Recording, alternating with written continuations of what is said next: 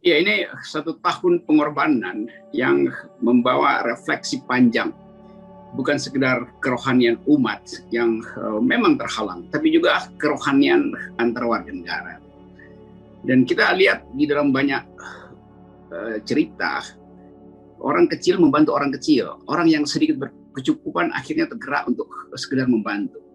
Tapi ini hanyalah pekerjaan volunteer yang bisa menolong dapur tetangga atau keluarga yang kurang mampu. Yang jadi soal adalah keutuhan bangsa ini justru porak-poranda karena kekuasaan tidak mampu untuk mendeteksi sejak awal bahwa ini akan berantakan. Jadi kemampuan kita sebetulnya sebagai bangsa itu sangat lebih dari cukup, karena kita bisa mengorganisir diri, rakyat bantu rakyat, pundi-pundi semuanya sekarang bekerja. Yang dari awal harusnya dipikirkan oleh negara supaya kemampuan ya, sebetulnya local wisdom ini bisa dijadikan dasar pengambilan kebijakan. Tapi dari awal negara mengabaikan soal ini. Dan sekarang kita masuk di dalam dilema itu, mau nerusin PKM apa itu, kedaruratan ini, atau mau dihentikan. Tentu pemerintah akhirnya harus memutuskan bukan sekedar beriba-iba, tapi betul-betul dengan satu konsep yang utuh. Nah, ini membutuhkan pemimpin yang mampu untuk melibatkan semua pihak dan mengambil keputusan. Saya kira itu message menjelang hari raya Kurban nanti, atau Idul Adha 2 hari lagi. Ya, ini kita mau coba baca ini apa sebetulnya yang terjadi di istana gitu, sehingga semua orang seolah-olah punya pengetahuan lalu ucapkan pada publik dan kita bingung gitu. Kemarin saya terangkan bahwa kalau nggak ngerti ya sebaiknya diam gitu, yang disebut oleh Wittgenstein kemarin, what can be said at all can be said clearly, and what one cannot speak thereof one must be silent. Jadi lebih baik diam supaya biarkan seseorang itu yang mengambil alih. Tetapi sekarang kita ulangi lagi itu, bahwa kita nggak lihat ada keutuhan di dalam cara mengambil keputusan. Satu prinsip dalam manajemen, dulu filsuf Aristotle pernah menerangkan bahaya dari seolah-olah menganggap penjumlahan pikiran itu bisa menghasilkan keputusan yang bagus. Sebetulnya nggak begitu, nggak selalu terjadi begitu. Kalau penjumlahan itu tidak diorkestrasi, maka hasilnya adalah kekacauan gitu. Prinsipnya begini, ini karena saya senang balik lagi pada idiom-idiom kuliah. Aristotle bilang begini, the whole is not the same as the sum of its part. Kira-kira artinya penjumlahan dari bagian-bagian itu tidak sama dengan keseluruhan. Keseluruhan seringkali lebih besar dari penjumlahan bagian-bagian.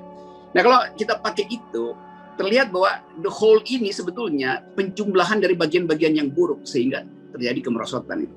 Kita anggap bahwa politik kita sedang diasuh dalam upaya untuk membuat bangsa ini tumbuh sebagai the whole.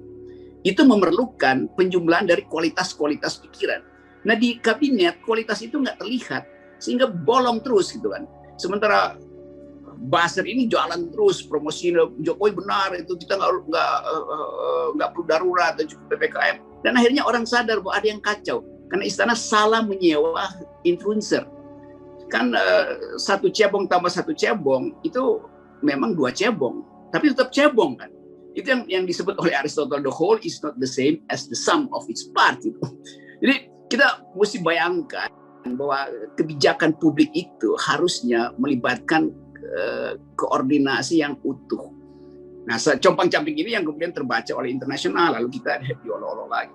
Tapi udahlah, ini satu paket yang sudah selesai dan mengerti sekarang sepenuh hati oleh Pak Luhut.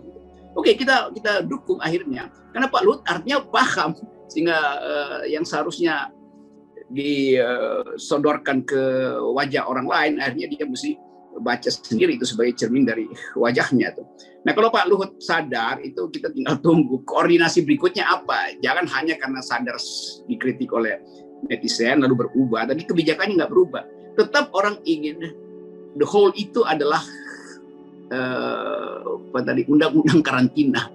Keutuhan kebijakan itu basisnya ada undang-undang karantina. Nah, penjumlahan dari kebijakan menteri harus menghasilkan undang-undang karantina, bukan sekedar basa-basi lagi. Dan Pak Jokowi harusnya berhenti buat mondar-mandir ke macam-macam tempat. Harusnya fokus aja buat memimpin.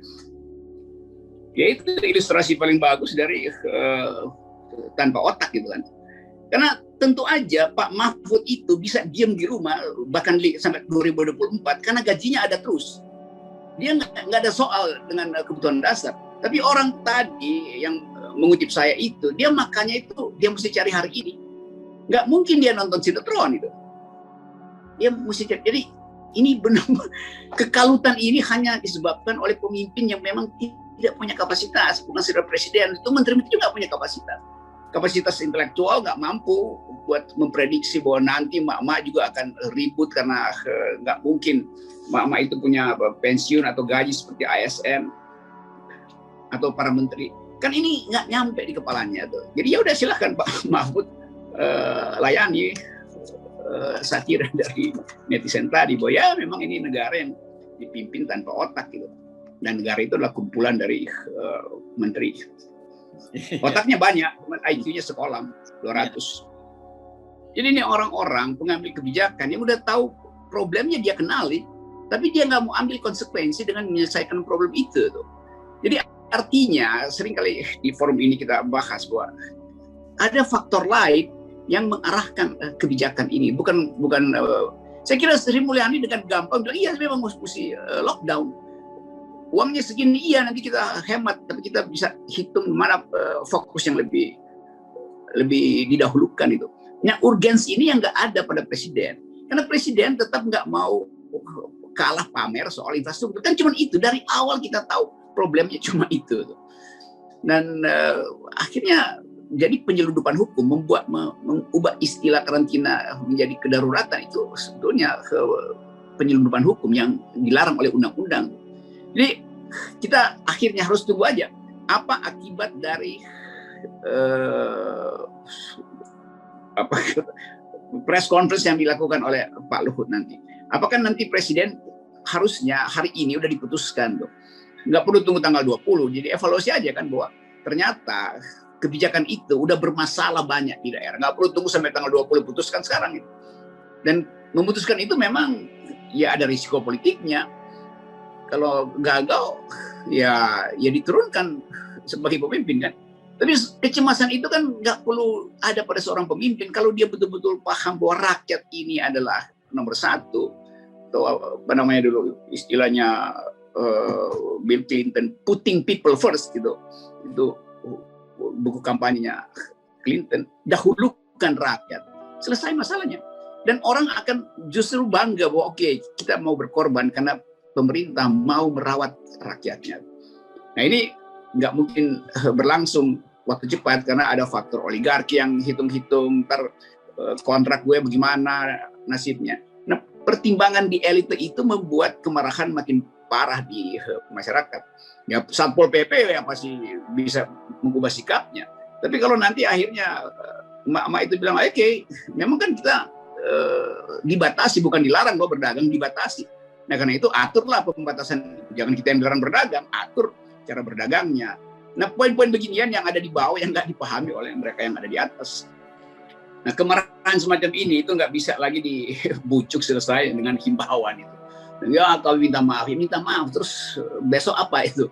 Kan emak-emak nuntut begitu, pedagang asongan nuntut begitu, tukang sayur nuntut begitu. Ini saya perhatikan nih, saya survei di sekitar Sentul yang Sabtu Minggu biasanya penuh dalam keadaan pandemi, dan Gojek itu dia hidup dari ngantar turis segala macam tuh, pemandu wisata segala macam. Dalam 2 hari aja selesai pendapatannya tuh.